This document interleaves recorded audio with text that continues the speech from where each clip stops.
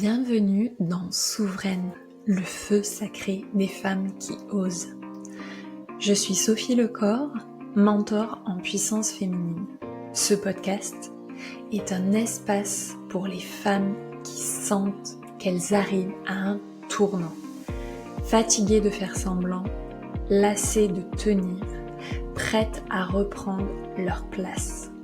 Ici, on parle de neurosciences appliquées au féminin, d'autorité intérieure, d'énergie, de clarté et de retour à soi. Et si tu sais, au fond de toi, que tu es en train de t'éteindre doucement, malgré ta force apparente, je t'invite à découvrir Souveraine, mon accompagnement signature. Il est là pour t'aider à reprendre les commandes de ton cerveau, de ta vie et de ton feu intérieur. Le lien est en description. Et maintenant, place à l'épisode. J'avais 17 ans, lui un peu plus. On s'est croisés et sans le savoir, on entrait dans un chemin initiatique. Vraiment. 27 ans plus tard, je sais que l'amour, ça n'est pas une ligne droite. C'est un cercle, une spirale, parfois une traversée. Et aujourd'hui, dans cet épisode de podcast, j'ai décidé de te partager 27 leçons nées de la vie réelle. Pas des contes, mais vraiment de la vraie vie, pour que chaque femme qui écoute se rappelle qu'aimer, c'est d'abord rester souveraine. On y va ? La leçon numéro 1, c'est que l'amour, le vrai, ça n'est pas un coup de chance. C'est un choix quotidien. Il y a des jours où ce choix, il est évident, et d'autres où il ressemble à un petit geste discret, comme préparer un café, écouter sans corriger. Et ça, c'est le plus difficile pour moi. Revenir s'asseoir et discuter quand on aurait envie de claquer la porte. Le hasard, il peut provoquer une rencontre entre deux personnes. Mais jamais, au grand jamais, il ne tient une relation. Ce qui tient, ce sont des micro-décisions qui disent « je reviens, j'ouvre, j'accueille ».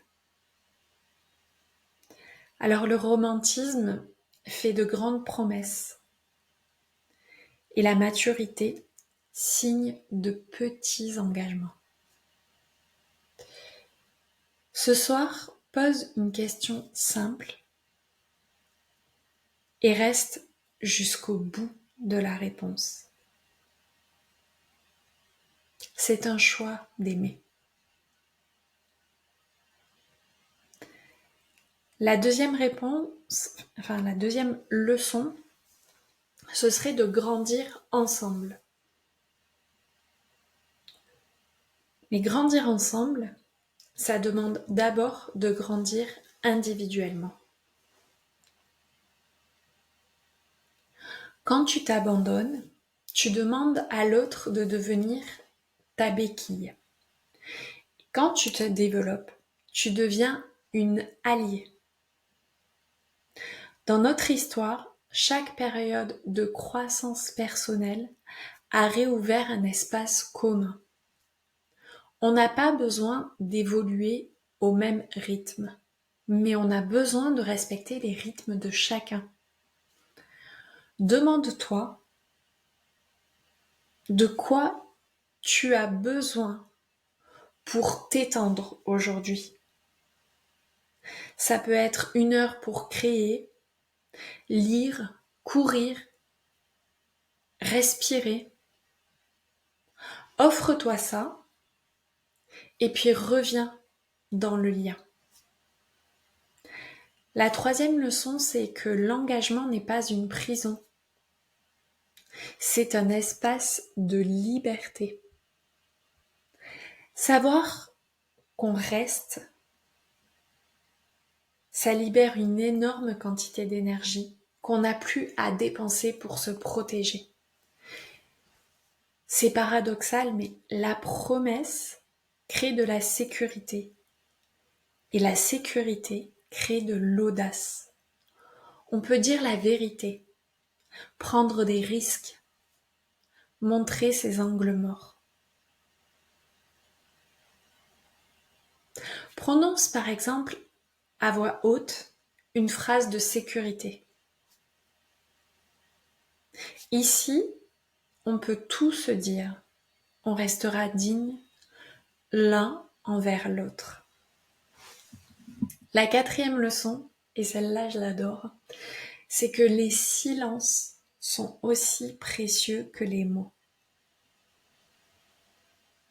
J'ai appris à aimer sa présence sans la remplir.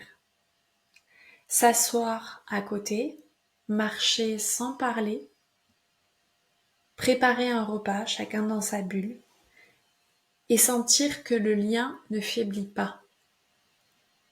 Le silence ne doit pas être un retrait punitif. Il devient une respiration partagée. Essaie ce soir 10 minutes sans écran ni parole, côte à côte, juste être. La 5e leçon, c'est on ne sauve pas l'autre. On ne sauve pas un adulte qu'on aime.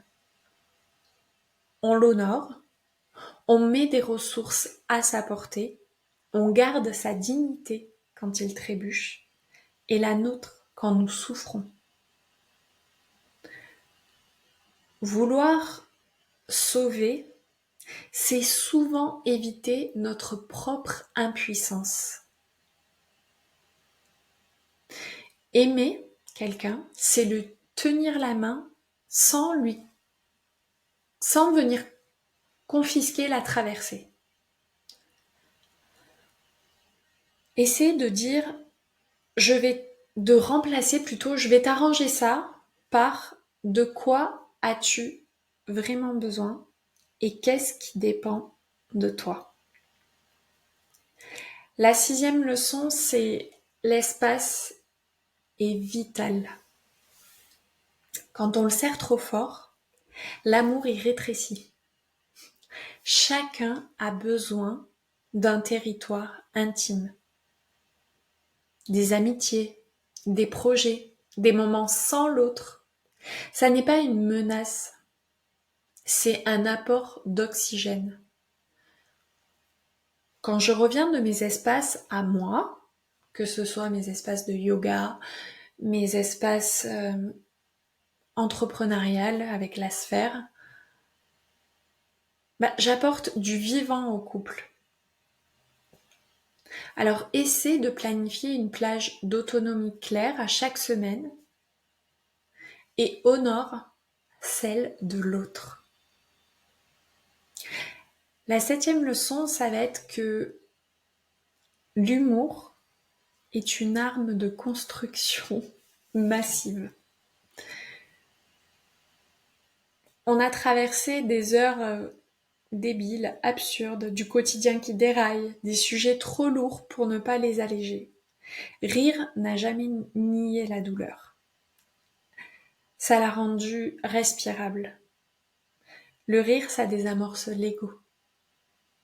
Ça rappelle qu'on est du même côté. Tu peux essayer de t'inventer par exemple un code pour signaler que là, c'est stop. On décroche l'ego. On peut faire aussi un petit sourire là-dedans. La 8e leçon est un peu plus intime, c'est que le désir s'entretient. Le désir, c'est pas une flamme qui faiblit avec le temps, c'est un feu qui réclame des nouveaux morceaux de bois. De la curiosité, du jeu, des surprises, de la lenteur et aussi la décision consciente de ne pas s'habituer à l'autre comme à un meuble.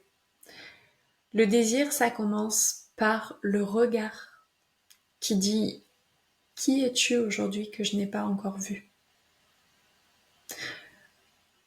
Tu peux essayer de prendre un rendez-vous tous les mois, hors de la routine. Un rendez-vous découverte, peut-être, avec une nouvelle tenue, un nouveau lieu, une nouvelle question, quelque chose qui change. La 9e leçon, c'est que les conflits ne sont pas des échecs. Et les conversations difficiles peuvent mener à 2 issues. Le conflit, il vient révéler où ça fait mal, où on a besoin de limites, où on a peur. La vraie question, c'est pas qui a raison, mais qu'est-ce que ce conflit protège. Et parfois, et même souvent, le courage d'avoir des conversations qui ouvrent 2 portes, continuer ensemble ou s'arrêter ici et maintenant. L'amour adulte, il ne retient pas par peur. Il choisit par vérité. Si rester nous éloigne de nous-mêmes, ça n'est plus de l'amour. C'est de la loyauté mal placée. Avant d'ouvrir une discussion difficile, nomme dans ta tête la vérité, une phrase, une intention qui va dire que tu viens ici pour la vérité et le respect et pas pour gagner. La 10e leçon, c'est que dire merci change tout. La gratitude, je t'en parle souvent, je la pratique tous les matins. Je l'écris pour qu'elle existe. Cette gratitude-là, elle rend visible l'invisible. Elle met une lampe torche sur ce qu'on finit par considérer comme acquis. Ça peut être des choses très anodines comme sortir les poubelles, envoyer un message, penser au pain. Dire merci, c'est un rituel de reconnaissance, c'est pas une politesse mécanique. Tu peux essayer, par exemple, chaque soir, de dire un merci spécifique. Chacun précise, par exemple, le geste, l'impact et la sensation pour laquelle il est reconnaissant. La 11e leçon, c'est qu'on peut être heureux sans être d'accord sur tout. Exactement. Parce que la différence, ça n'est pas une menace, c'est une ressource. Discuter sans chercher à convertir, et c'est ça le plus difficile, ça élargit la relation. Je n'ai pas besoin qu'il pense comme moi pour me sentir aimée. J'ai besoin qu'il respecte ma pensée. C'est hyper difficile. C'est hyper difficile. Tu peux essayer de choisir un sujet sensible et d'explorer les raisons de l'autre sans chercher à le corriger. L'objectif, c'est de comprendre et pas de convaincre. Tu me suis ? C'est super difficile. La 12e leçon, c'est que la tendresse est un carburant. La tendresse, c'est le langage le plus court entre 2 cœurs. Elle vient se glisser dans ton quotidien avec une main posée sur la joue, un bisou, une couverture remontée. Quand la tendresse circule, les sujets rugueux passent mieux.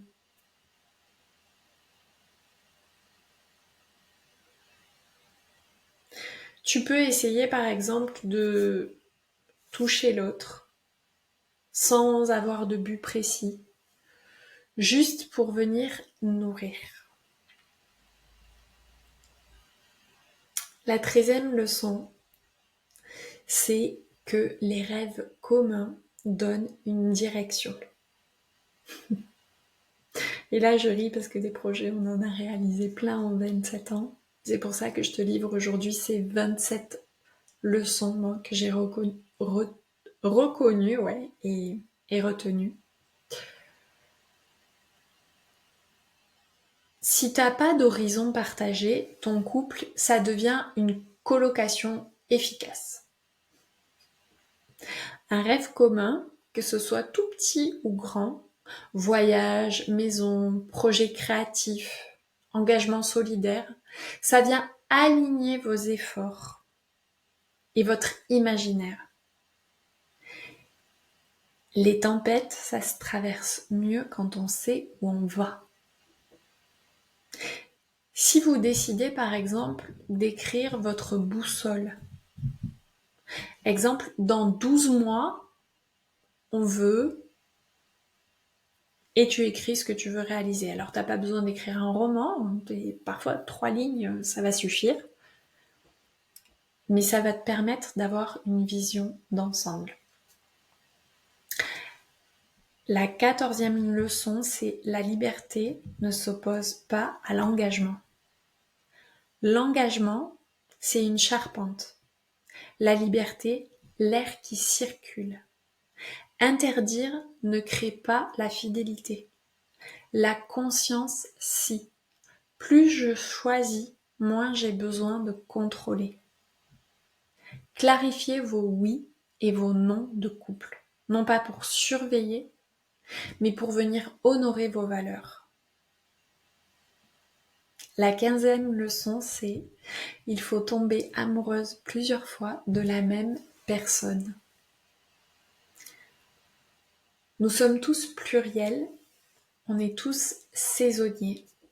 Parfois, je trouve chez lui le garçon de 20 ans, parfois l'homme posé, parfois l'inquiet, parfois le visionnaire. Retomber amoureuse, c'est accepter ces versions avec curiosité.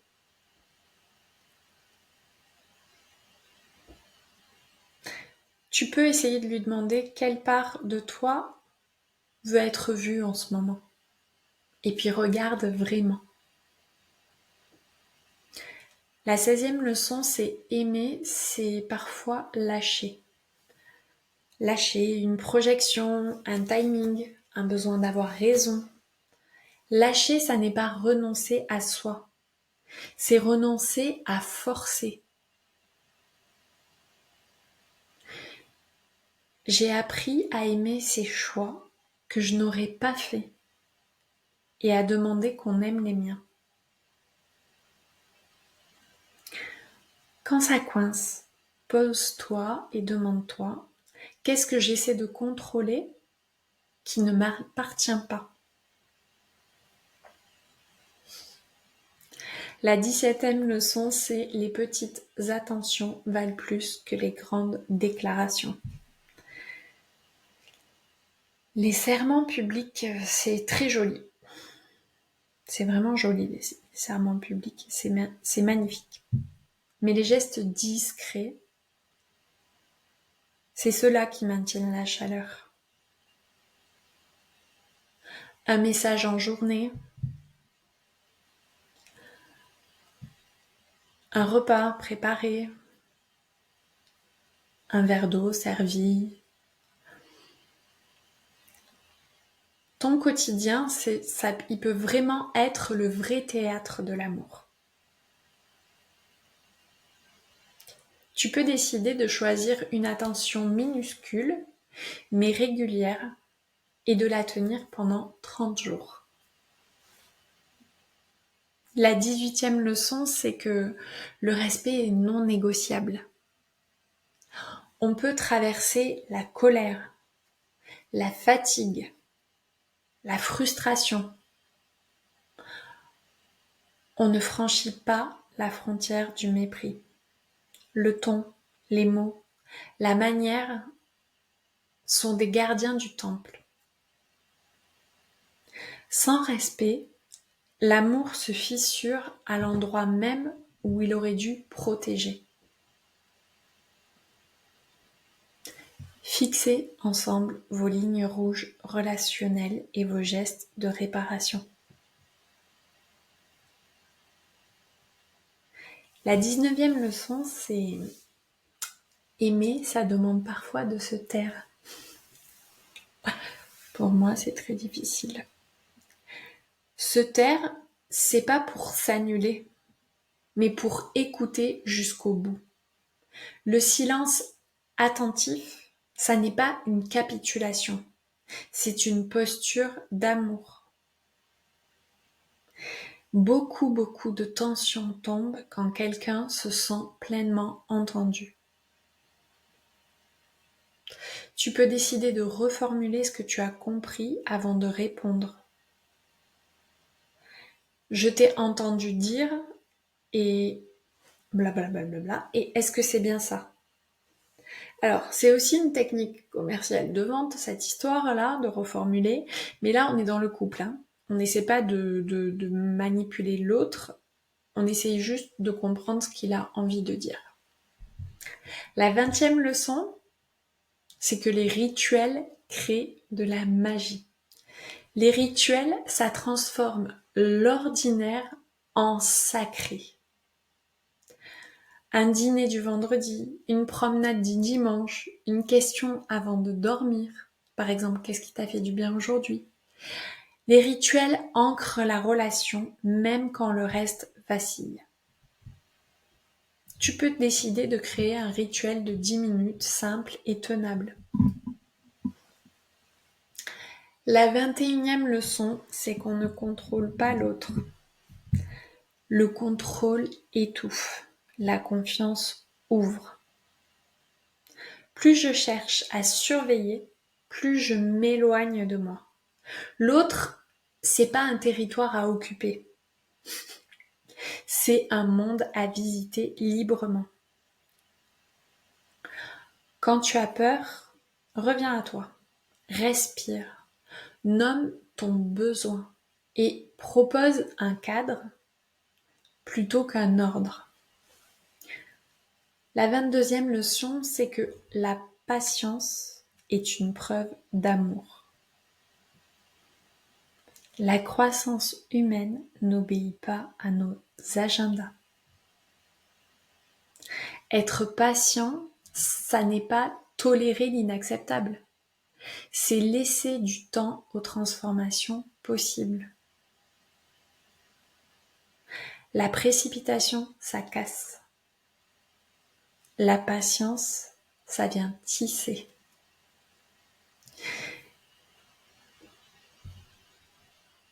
Essaie de mettre une échéance réaliste à un sujet délicat et planifie un point d'étape, pas un ultimatum. La 23e leçon, c'est que l'intimité, ça n'est pas que le sexe. C'est la capacité à se montrer non maquillée, au sens large. C'est partager ses peurs, ses fiertés, ses doutes financiers même, ses rêves un peu fous. Quand l'intimité émotionnelle et mentale est vivante, le corps, il suit naturellement. Tu peux essayer de nommer 3 vérités, chacun, que vous avez jamais vraiment nommées. La 24e leçon, c'est que pardonner, ce n'est pas oublier. Pardonner, c'est dételer le présent d'un passé qui tirait trop fort. Ça n'est pas nier l'impact. C'est décider de ne plus faire de la blessure un outil de négociation. Et le pardon, il vient pas sans réparation. Il a besoin d'actes, pas seulement de mots. Si tu dois demander pardon, propose aussi un geste concret qui restaure la confiance. Trouve quelque chose. La 25e leçon, c'est que l'amour est cyclique. Tu es toi-même cyclique si tu es une femme. Et oui, il faut que tu acceptes que l'amour est cyclique. Il y a des saisons d'élan, de calme, de travail. Et venir confondre une saison avec une fatalité, ça fait mal.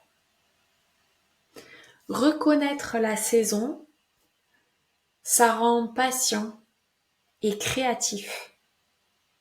On ajuste le feu plutôt que d'abandonner la maison. Nomme la saison actuelle que tu traverses et ce qui pourrait la nourrir. La 26e leçon, c'est qu'on ne finit jamais de se découvrir. L'illusion, c'est vraiment de croire que l'autre, il est connu. L'amour, il vient te demander de rester chercheuse.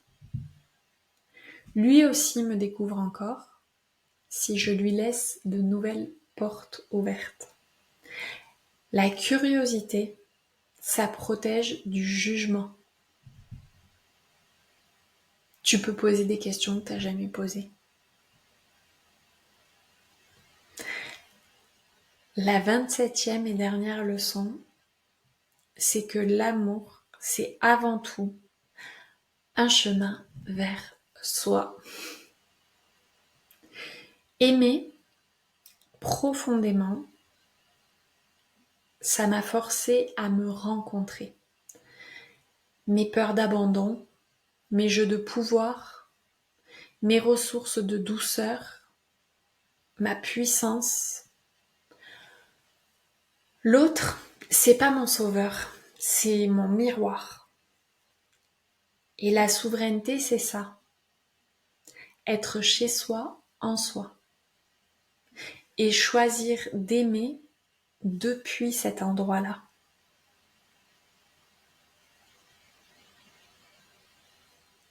Tu peux choisir d'écrire ta propre définition de l'amour souverain et lis-la à haute voix. Si je t'ai partagé ces 27 leçons, ce n'est pas pour te présenter un couple parfait. Parce que comme je te l'ai dit, l'amour a des cycles. Et il faut savoir reconnaître ces cycles. Ce que j'ai voulu essayer de faire, c'est te donner des repères réels. Aimer, c'est un art, un artisanat même. C'est une assesse parfois, une fête souvent. Et c'est surtout une décision de souveraineté. Si tu veux incarner ces principes sans t'y perdre, sans tous les appliquer à la fois, pas comme dans un livre de développement personnel. Si tu veux retrouver ton axe, ta voix, ton rythme, c'est exactement ce que nous travaillons dans Souveraine. On vient travailler la régulation du système nerveux, la clarté décisionnelle, les limites propres, la vérité relationnelle, la stratégie de vie incarnée. Quand la femme se retrouve, l'amour retrouve sa juste place. Merci d'avoir écouté et à très bientôt. Bonne semaine.